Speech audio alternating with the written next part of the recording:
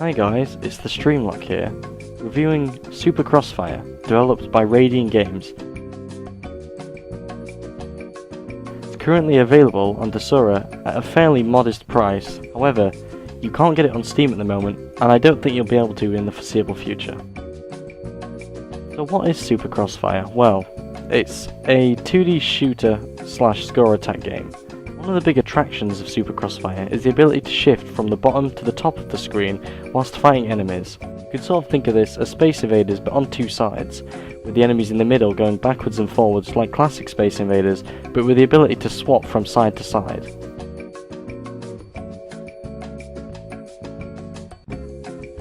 I think there's a few reasons why this game is appealing to me. The first reason would be because, well, it's absolutely visually stunning for a 2D game. It's got that Geometry Wars feel of it, really bright colours, really punchy effects. Yeah, I mean, I really like that. It really draws your eye away from the fact that it is, you know, sprites on a screen.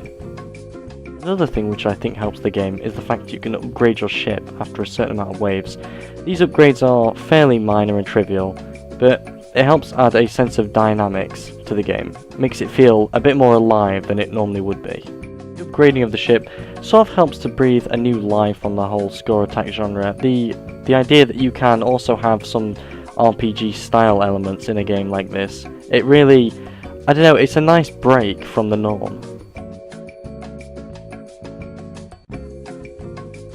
The ability to use super weapons to completely decimate a wave sort of makes me feel like I shouldn't take the game too seriously. At the end of the day, I can have an absolute massive fireworks display of exploding ships with just the press of a button. And this is really what Super Crossfire is about. It's not trying to be some hardcore score attack game, it's just simply trying to be a really fun shooter that you can enjoy and sit back and relax. There are a few cons with the game, most notably the fact that it doesn't have multiplayer or local multiplayer. I feel like the game would have benefited loads from having this, having two players on a screen, you know, just firing lasers all over the place. It'd be absolute mayhem, but it'd be so much fun. I also realised that the game doesn't have online scoreboards, which is a bit problematic for those score attack junkies out there that just really want to use it for bragging rights. Yeah, it doesn't actually have that. Overall, I think the game is actually really fun. It's really nice to play around on, but it doesn't really have any lasting appeal to me. The main problem is with the multiplayer. Although visually and musically the game is absolutely stunning, so I would really recommend checking it out if you are really into visuals and sounds. If you're looking for a long-lasting game experience, I'm afraid you're probably not going to find it here, and as a result it really lets the game down. Purely based on the visuals, the sound elements, and the little RPG-like elements that the game has, as well as its pretty engrossing gameplay, I'd give it a 6 out of 10. The reason I'm not going to give it anything higher is for those reasons on the multiplayer alone, and also maybe the fact that it doesn't have online scoreboards.